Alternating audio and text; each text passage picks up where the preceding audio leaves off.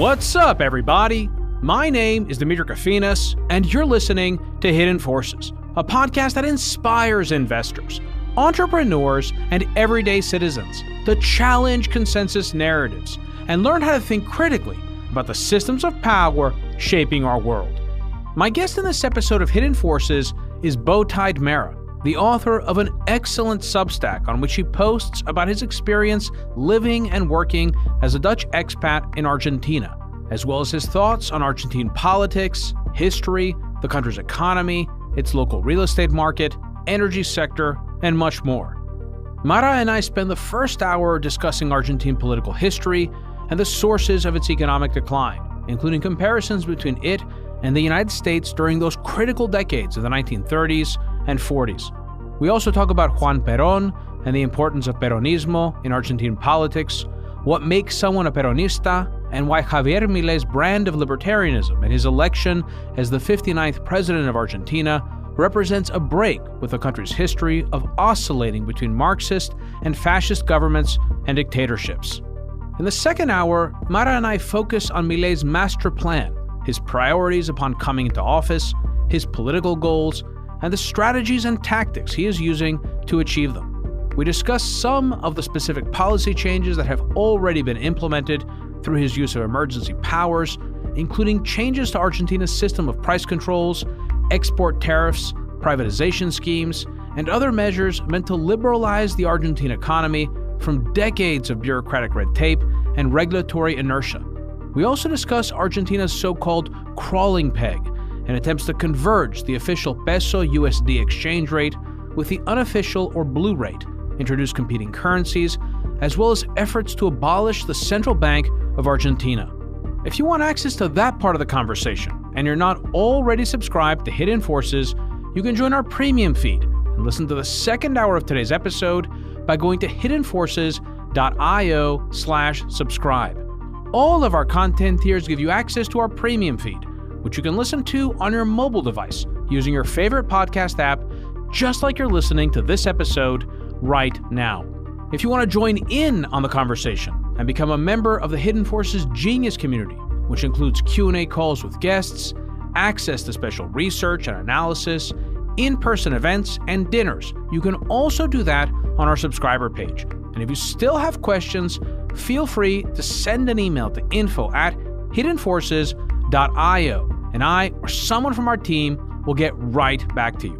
And with that, please enjoy this incredibly timely and invaluable conversation with my guest, Bowtied Mara.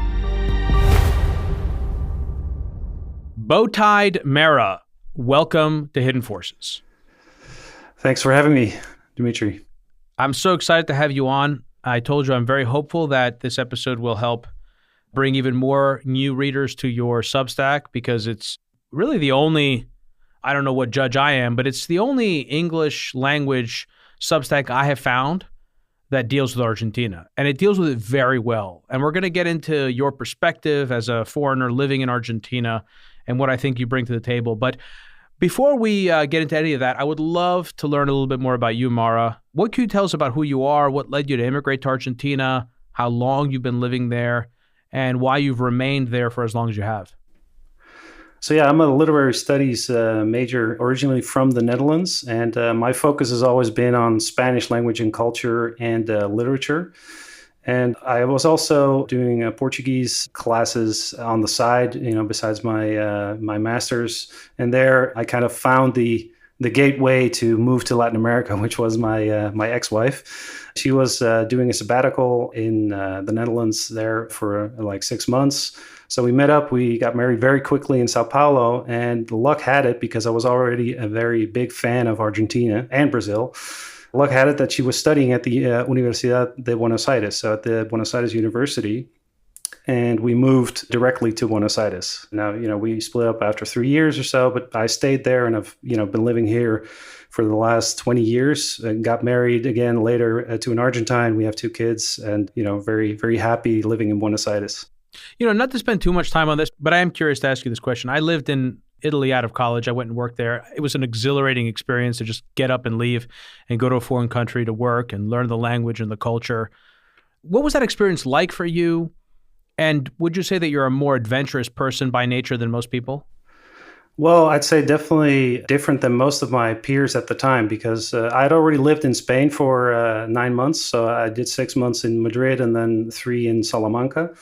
And I kind of got the same like old world vibes in Spain as I did in the Netherlands, basically, the European kind of open museum vibes that everything is already settled. There's nothing left to do.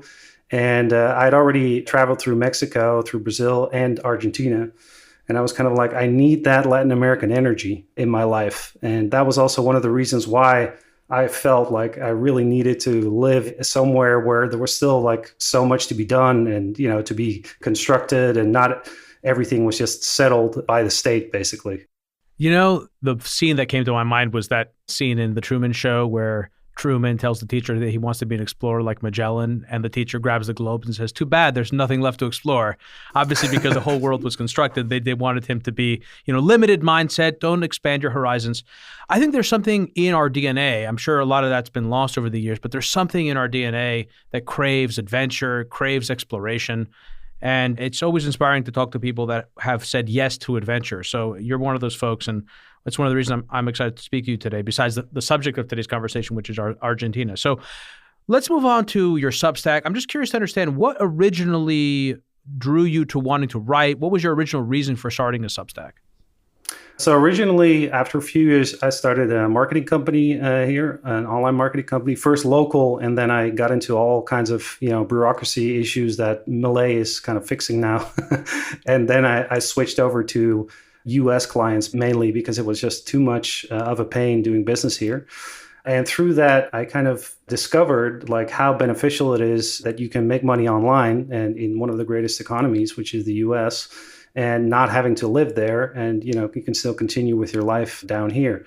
So that sort of got me on the road to start writing about, more in a sovereign individual kind of style, like, okay, how can you set yourself up for success in a different country, without losing your access to, capital flow, clients, et cetera. So that was the first setup. And then afterwards, I started writing more and more about Argentina's history. And that was the moment when Milei also got elected at a certain point. So it was kind of like the perfect setup to write more about politics, economy, all related to Argentina. So my blog kind of morphed into, really an Argentina-specific blog, even though the subtitle is still Geoarbitrage, but I might change that to just, Argentina at a certain point.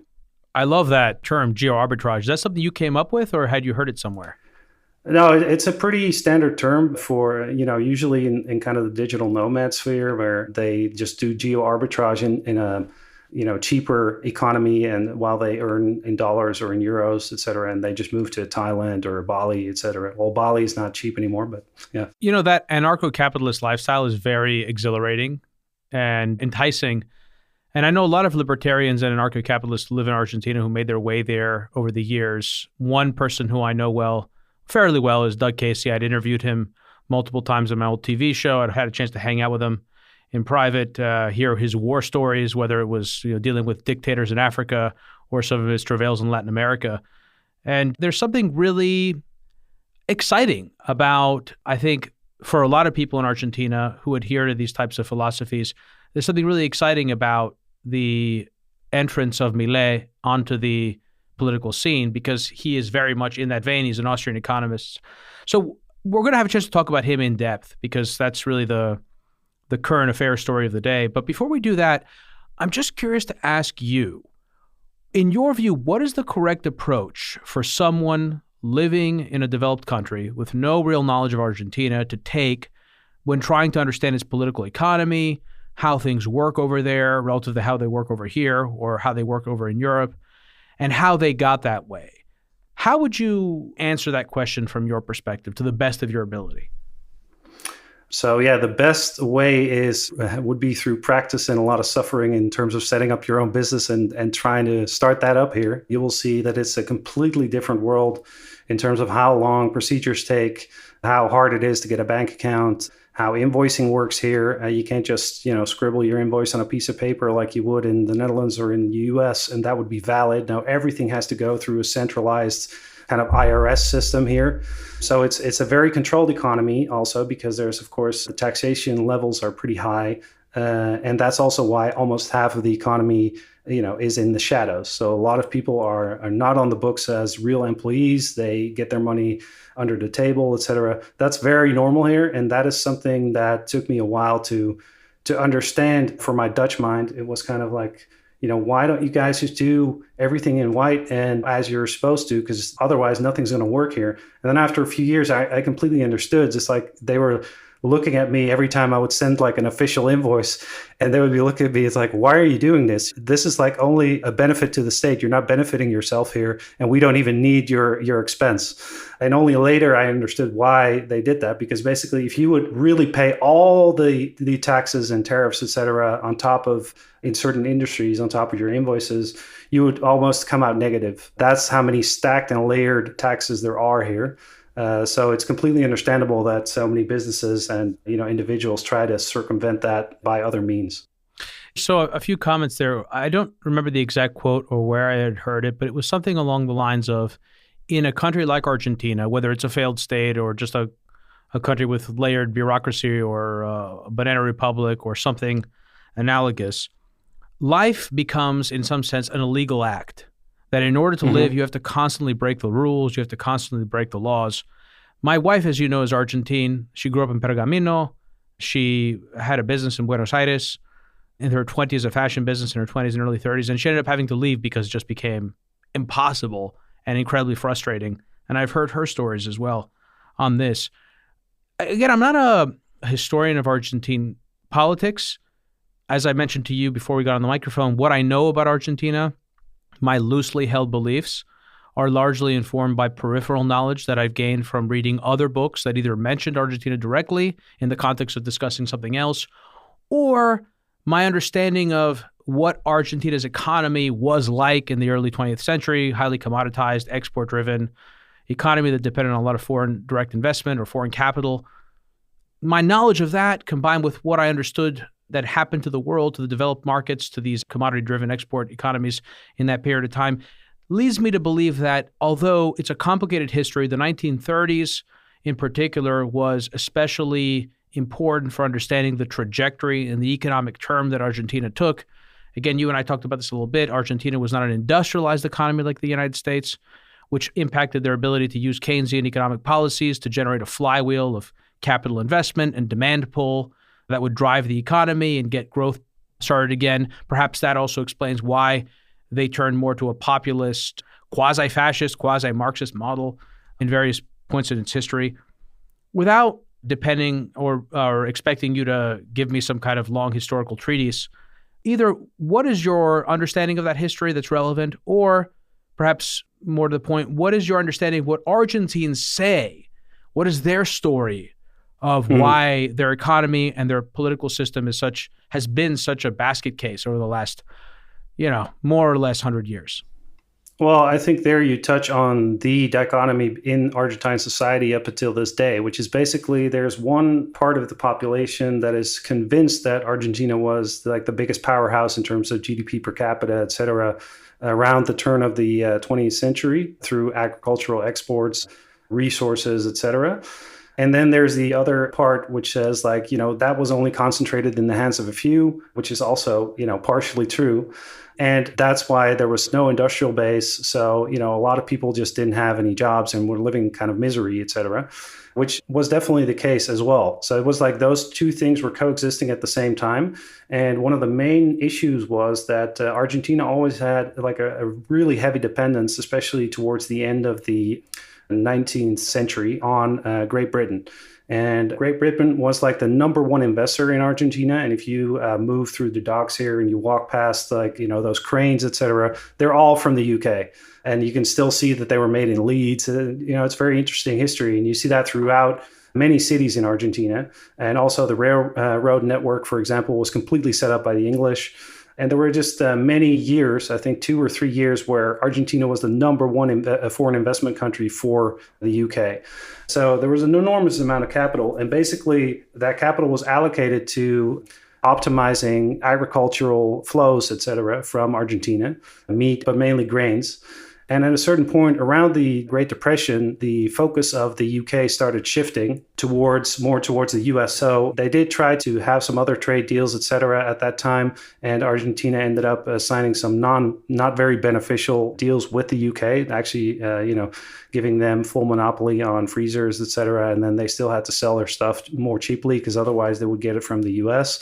So that was kind of the beginning of the end for that era. And that's also when, a lot of political turbulence started. And around the Second World War, so that in 1943, there was a coup here, a military coup, which Juan Domingo Perón formed part of. He was a minister of war and of the social benefits, etc. And then after the war in 1946, he got elected democratically. And then he started a real turnover in terms of almost like a kind of Roosevelt kind of change for Argentina, way more focused on social policies and trying to get the industrial base from the ground. That's also the excuse that is used for Peronists when they say like, yeah, okay, he did invite a lot of war criminals but they also had a lot of knowledge, et cetera. But, there was definitely a sort of affiliation there because Perón basically based his whole philosophy on Mussolini's model. So there's a big collaboration between the state and big business. And it's a model that forms monopolies. And he also introduced a lot more trade tariffs, et cetera, and protectionism to make sure that Argentina would get its industrial base off the ground. And he also started spraying around social programs and really making sure that, people could retire, et cetera, even though they might have not worked their whole lives. The female vote came into play, et cetera. So a lot of social changes, which is why so many people still remember him as, a positive change. And he was ousted from power after his second term in 1955. And it was actually a really nasty turnover because the military bombarded the Plaza de Mayo. You can still see the bombshells and a lot of people died. They hit a school bus and it was just like a complete massacre. So then he fled to Franco's Spain and he stayed there for around 20 years. And on and off, Argentina had democracy and then but mainly military dictatorships during that time. And in the 1970s, he came back and he was elected in power again democratically and stayed in power until his death 1 year later. And that's basically when the current problematic really reached its high point in Argentine society, where it was the prequel to the military dictatorship. So you had in 1974, Perón died. And during that time, there was already a really big internal war going on between more Marxist followers of Perón, which were the Montoneros and the ERP. It was kind of like guerrilla Marxism. And then the more traditional Peronists, which were more on the right-wing side, and they didn't want to have to do anything with Marxism, which I think Perón was also more of that leaning because he actually created the AAA, the Anti-Communist Alliance.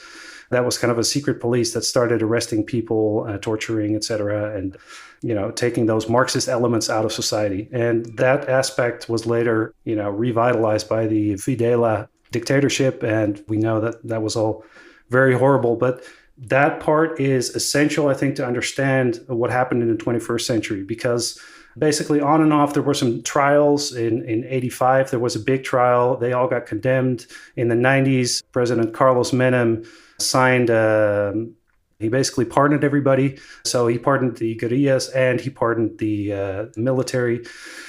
And then afterwards, during the start of the 21st century, the Kirchnerist governments picked it up again and say, like, no, these people have to be brought to justice. And they started that process all again. And now we're at a point where the new kind of Millei youth, because they're all very young, usually they're really like zennials or 14, 15 and up to below 30, because in Argentina you can vote starting at 16. So a lot of these, that's something that the Kirchnerism also promoted and it went through. So actually it kind of backfired on them because they wanted to give young people the option to vote, but they ended up voting completely against their model. And that's basically what we're seeing now. So these young people are kind of tired of that, 50-year-old history in the 70s. And they say, like, look, we've talked enough about, terrorism and the military dictatorship. It's all awful. Let's just focus on the future. but it's still like a very present theme everywhere in terms of, socially talked about and in terms of history and who thinks which version of history should prevail, basically. So a lot to talk about here before we move on. I want to make some comments. Feel free to respond to them, and some questions. One of the comments has to do with the social contract. I think, again, going back to this crucial period of the 1930s, I've highlighted this on other shows. It wasn't the only time. We had this as well during the administration of Theodore Roosevelt and the trust-busting era.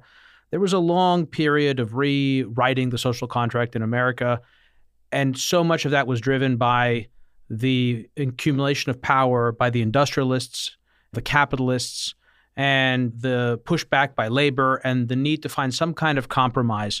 This was also informed by the later Cold War with the Soviet Union, and socialism. European socialism was in some sense a response to that, to try to walk a middle line. Perón had his own way. I think he called it the third way, or... Yeah, it was basically a combination of those two. Right, the third position, maybe it was. Yeah. I think it's also relevant to note, and I think this is really important, because there are important lessons here, in my opinion, for the United States. Very important lessons, which is why I want to stay with this for a moment. I think one is that American democracy has been especially resilient, in part because it's so foundational to the republic itself. I don't know enough about Argentine democracy to really understand how comparable that is, but that may perhaps explain partly why Argentina underwent a coup in 1930, whereas the United States in 1933 resisted. Famously, Smedley Butler resisted and blew the whistle on the Wall Street push to overtake FDR in 1933. How much of that was happenstance, that it could have been the other way, or just sort of the serendipity of history?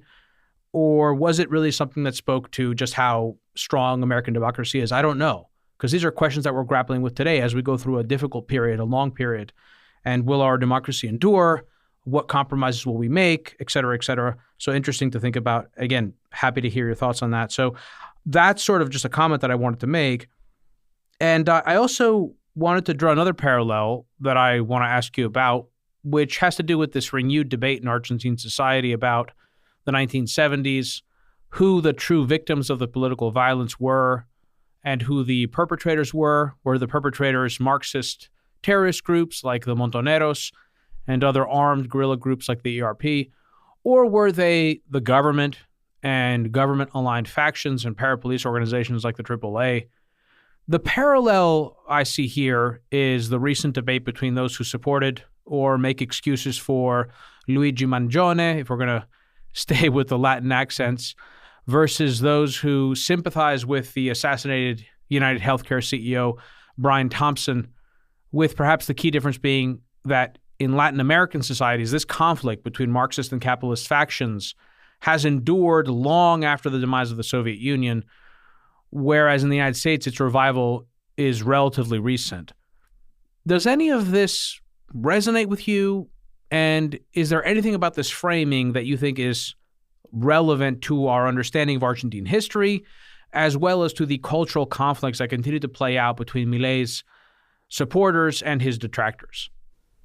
Yeah, I think sometimes it can become a little bit too extreme where supporters will justify anything on social media, and sometimes it's just not justifiable. Of course, the, state-enforced violence, was horrible during the 70s, and, nobody can applaud that in any way, shape, or form. And it's also very different, of course, when you have like little guerrilla groups blowing up police stations, et cetera, versus a whole state apparatus going after dissidents, basically, and getting a lot of the wrong people most of the times, so just students, et cetera. So it's definitely a very thin line where you can talk about, okay, but let's also talk about the other victims. But I do understand their point of view where it is like nobody during the last 20 years, at least, everybody's always focused on people who were disappeared, et cetera, the stolen babies, et cetera, during the dictatorship, and all the victims of the guerrillas, basically, which were also, families and a lot of civilians too, got blown into pieces. Nobody ever focused on them in the official narrative. So kind of like this is the first administration that gives them shines some light on them. And of course, from the opposition's perspective, it's like absolutely horrible because they're kind of justifying the dirty war narrative where there was a war, and they don't really accept that terminology. But I can understand from both sides, like, what kind of their view is on that. And the fact that there was so much upheaval going on in, from 73 or even the start of the 70s up until the dictatorship, and why the dictatorship was validated by society was that it was just like a complete chaos. And, there were bombs going off, military outside of schools, etc. So at a certain point, these people were, in general society was just sick of it and thought, well, okay, if need be, we'll just allow the military to take over and we're just done with it. And I think that's also one of the reasons why there will be a support for anything that's capitalist. It doesn't matter what it is. So, for example, among many of Millei's followers, you will hear anything is pro-Israel. It's all good because that's more, part of their capitalist mindset versus, Kirchnerist followers that will wave Palestinian flags, etc. So you see that in a lot of different layers on a lot of narratives that are going on right now. And they won't diverge from any of those narratives. It's like, no, because if we give them an inch, like Millei says, then we'll get socialism back. And that's something that we absolutely want to avoid. So basically, I think that's the main mindset for Millei followers and non-followers. And for non-followers, it's basically anything that they can grab to prove that Millei is psychotic maniac is basically they will do, because in their mind, he's really dangerous and Argentina could move into the direction of a dictatorship. So a lot of things that overlap with Trump and the Democrats in the US, I think, except, you guys missed the really violent internal history that was the case here 50 years ago. That's right. We're definitely going to talk about Millei and his crazy sort of routine and act, and how much of it is an act, how much of it isn't, why, if it's an act, does he engage in it? I do want to ask a couple more questions about Perón, but before we do that, just one general question it's a couple of questions, but it all falls under the category of politics, of political systems, comparative politics. What is important to understand about how Argentine politics works? What type of political system do Argentines have? What are the important things to understand about it? How many political parties exist in Argentina? And then, maybe now or later we can talk about the Libertarian Party, because it seems that it wasn't a very big party in Argentina until Millei took over as president. Yeah, definitely. I mean, he started in the political arena in 2021. And before that, there was basically no real Libertarian Party. The first Libertarian Party was started in 2013, but they hardly got any votes. And it was very pro-Bitcoin, et cetera. But it was not very successful in terms of getting votes. And then Millei came on the scenes around 2014. He started appearing in a lot of different talk shows, and the numbers just went insane whenever he was on. So he got more and more airplay, and that's how most of the younger people got acquainted with libertarian thought, or at least like some of the Austrian school that he would talk about in those programs. And he would always say that like what the current government is doing makes no sense, et cetera. And he would explain why. He would give free classes on city squares here and there and in the interior. And he would just explain, Austrian economic theory. And that really resonated with a lot of people because they hadn't really thought about it that much. And if you see the public school curriculum, it's not something that is taught at all. Like, monetary policy, et cetera, is something that, most politicians prefer not to talk about, because then they can keep spraying society with money and papering it over. So that's a big shift, I think, from that Millei was able to accomplish. But yeah, even when he was voted in as a representative, as a deputy in 2021, in the lower house, I think there were only like 5 seats or so. And these people that have the other seats are also, not really, some already went away and joined with others, et cetera. So the cohesion of the Libertarian Party in Argentina is still very much in its formational instance right now. And you can see that also in how Millei treats people that do not follow the program exactly. They get, the boot, and they get afuera. Have to leave. Afuera, yeah, exactly. Tell our listeners, some people may have seen this, tell them what the context of this is so they know, and they should go up and look up the video.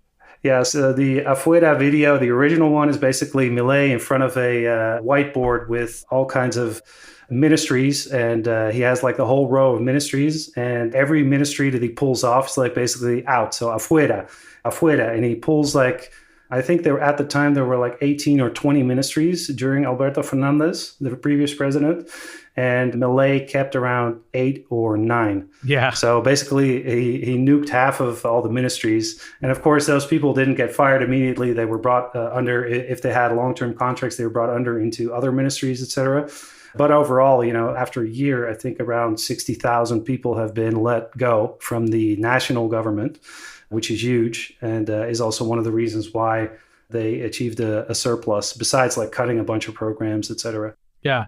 What a character. I mean, what an incredible, unending source of entertainment. In a way, Trump also is a very entertaining character, part of his appeal. Both have a very different style and entertain in very different ways. And it's important that they entertain. We're going to talk about why it's important in the Argentine case. So just to tie this up, Argentina is a constitutional republic. It's a representative democracy. They have a presidential system. It seems a lot like the U.S. Is there any key difference from a sort of operational point of view between the two countries? I think the key difference is probably the autonomy that states have in the U.S. It's also the case in Argentina for the provinces, but less so. Because the provinces get a lot of money from the federal government in Argentina. Yes. Basically, the structure is this, that the provinces that make the most money distribute it over the rest of the provinces, and some are highly negative. So this is also a system that Milei wants to do away with, because what he wants is competition between provinces and have them sorted out on themselves instead of leeching on the most productive provinces. Yeah, hopefully we'll have a chance to talk about that. So I just wanted to wrap up these questions about Perón, and then we'll start getting deep into Millei, the challenges he faces, the progress he's made, et cetera, et cetera. You mentioned who Juan Perón was and why he was such an important and controversial figure. What I find confusing when looking at Argentine political culture is this concept of a Peronista. Because Perón, as you mentioned, was quasi-fascist. He was heavily influenced by Mussolini's Italy and the policies enacted there that he tried to reintroduce in Argentina. At the same time, the cursors are also described as Peronistas, and they're communist or sort of leftists. So what do we really mean when we say that someone is a Peronista? And what do you mean when you say, Millei needs to do X, Y, Z things in order to avoid a pushback or a reacquisition of control by the Peronista faction in Argentina? It's morphed kind of into a chameleon type movement in terms of it can have many faces and many ideologies.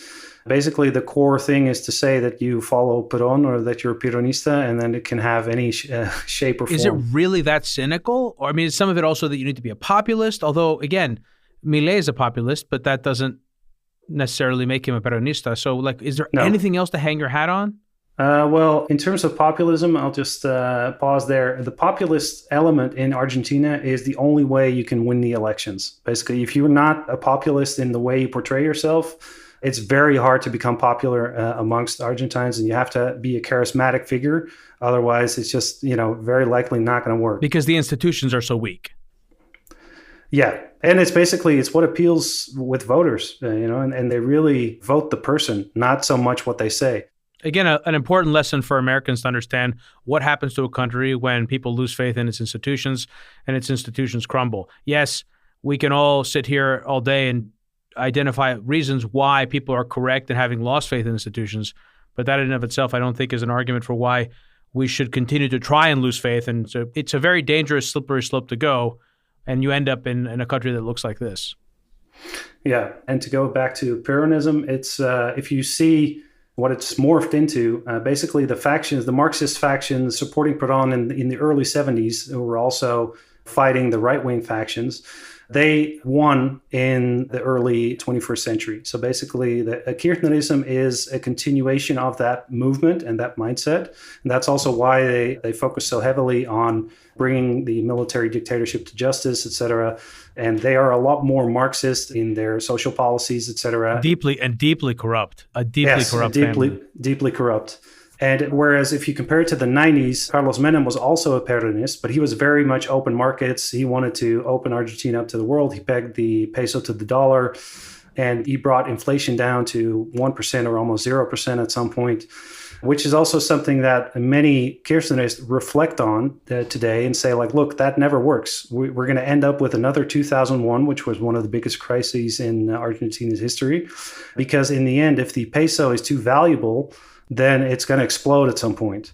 Now, the big difference between Millei and the 90s is that in the 90s, they still had the deficit problem. So, in the end, they had to print more pesos than were backed by dollars. And that's when everything just, exploded. So if Millei is able to maintain the surplus over time, then, this model could actually work, depending on a lot of variables. But yeah. Okay, we're going to have a chance to talk about that also, Mara, which when I say talk about that, I mean the exchange rate and what Millei's policies are with respect to it, with respect to the fiscal deficit or fiscal surplus, and the desire to build up the dollar reserves in the system. Why does he want to do that as part of his larger strategy? I think, we certainly talked a bit about who Millei was. I don't think you mentioned necessarily where he came from. What do we know about Millei's upbringing, where he grew up, his family's economic standing? What, if any, of that is relevant to who he is and the story that people tell about him? Well, I think it is relevant. He's kind of like a normal middle-class upbringing in the city of Buenos Aires. And, he started studying economics and then afterwards started publishing books about inflation and economics together with one of his partners, Diego Giacomini, which is also a funny story. He's a good economist as well. But Giacomini is much more on the side of, you never associate with the state. So basically, they wrote a couple books together once Millei positioned himself as a politician, and a deputy. Giacomini distanced himself from Millei. And he's most vocal opponent right now in terms of whatever he's doing. So for my articles, et cetera, he's a very interesting source because, he's not always right, but at least he offers like a really diametrically opposed version of what Millei says he's doing, and then also from a libertarian lens. So it's very interesting to get those two perspectives, and usually the reality is somewhere in the middle. Does that highlight a broader tension that exists within libertarian circles between those who are more willing to compromise their ideology in certain areas in order to gain political expediency versus those that are sort of like hardliners? Yeah, I think there's basically three segues. There's, the hardliners that will just support anything that the current administration does. Then the more anti-state libertarians that say, like, look, Millei is now part of the system. So, it's basically the Ron Paul voters that wouldn't vote for Trump just because, they didn't see him as a full libertarian, basically. And then there's a third faction, which it's not a really big percentage of the votes, but it's always, I think, the most dangerous vote in terms of very hardliner conservatism, more of like a Catholic wing conservative voter base, which is also where the anti-abortion comes in, et cetera, the LGBTQ discussions, which Millei doesn't really go into that much, except for his recent talk at Davos, where he did. But for them, that is the most important part of the agenda. And that is something that the vice president, Victoria Villarroel, represents. What exactly, just to clarify, what exactly is the agenda of his administration and what is his view on these topics, and how does this relate to his economic philosophy? I'm not entirely following it. Yeah, so the social part of his program is something that I think Millei has never really thought about that much, but it keeps coming up every now and again to basically show that Millei is very conservative, et cetera, and is more of like the old guard of conservatives that would, assign more importance to anti-abortion, et cetera. But his vice president, Victoria Villarroel, she really embodies that part of the voter base and, more of like a traditional Catholic view of policies that would need to be pushed through. You're saying she's a social conservative? Yes, exactly. Yeah, that would be the right term. So they're both social conservatives, based on what you're saying. It's just that she's more socially conservative than he is. Yeah, and he hasn't forced that kind of view on his program per se, but they would really like to push that through. I see. So he's socially conservative, but he's a libertarian, which means it's hands-off. Yes. Whereas she's more of an activist in her socially conservative views. Yeah, and he's more of like, you should do whatever you want to. I'm not going to stand in your way, but the state shouldn't promote it. So it's interesting. You mentioned Ron Paul earlier. You made a comparison saying that the hardcore people were more like Ron Paul people that didn't want to vote for Trump. I actually want to dig in there a little bit deeper because Millei seems almost like everything I know about Ron Paul, and I know quite a bit, and I know very little about Millei, but the little I do know, they seem to be like basically the same.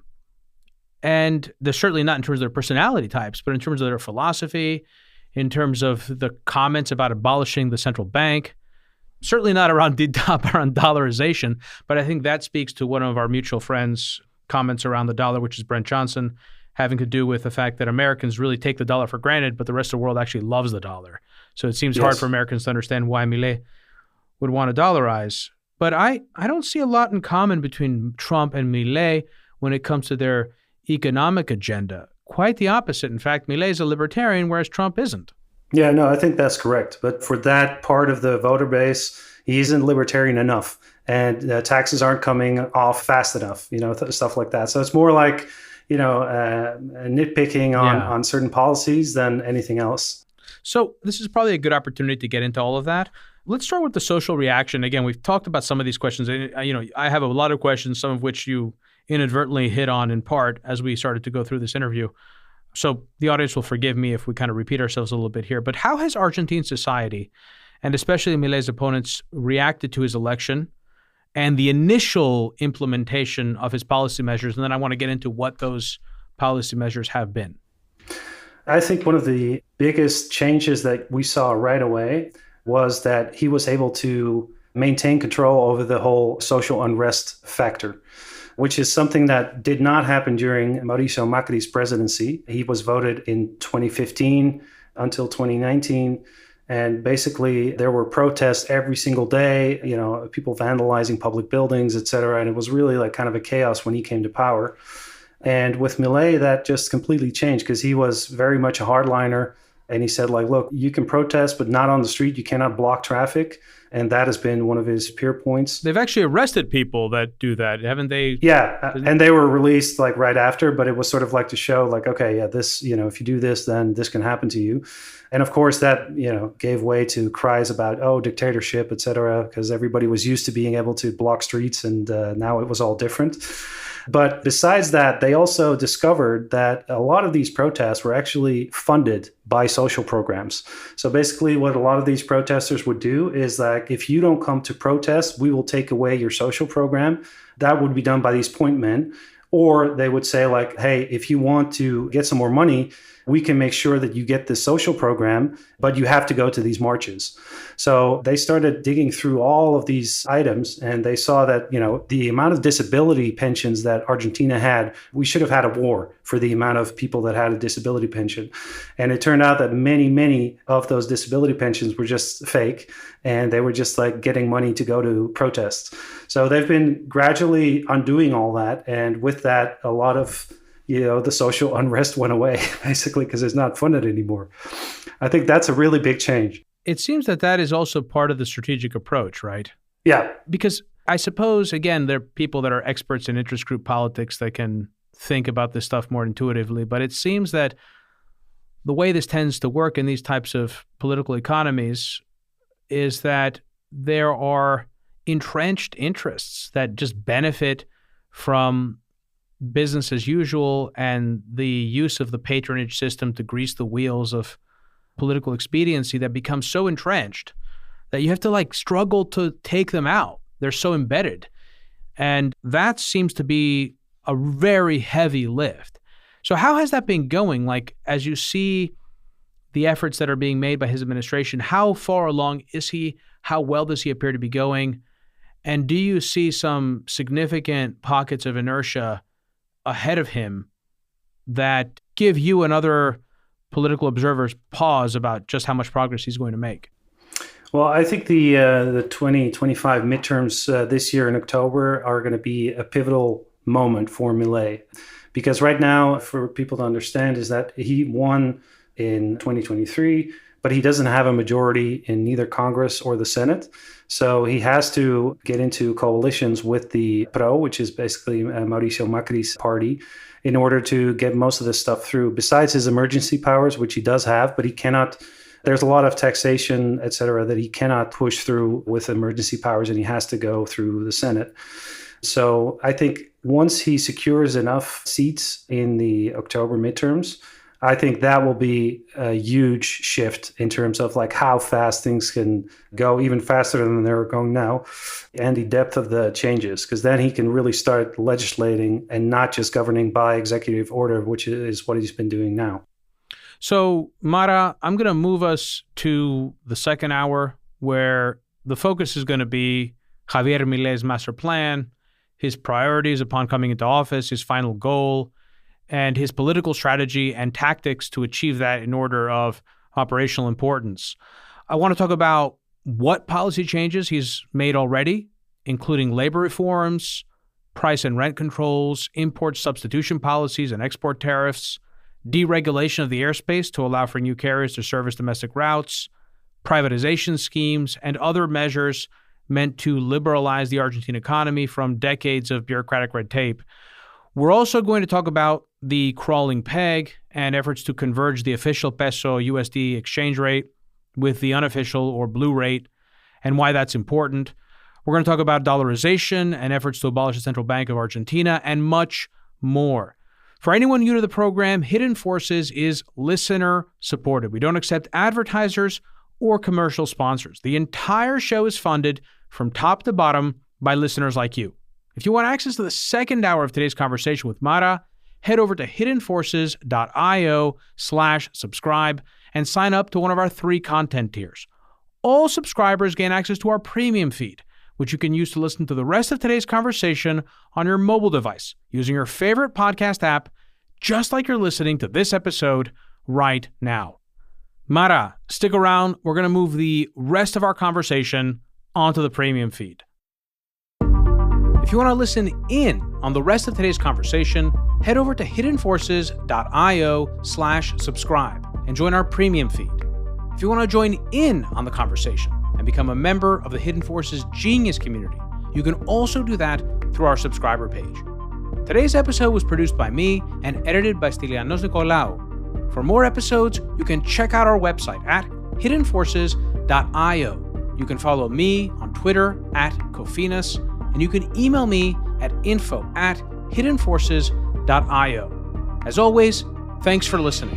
We'll see you next time.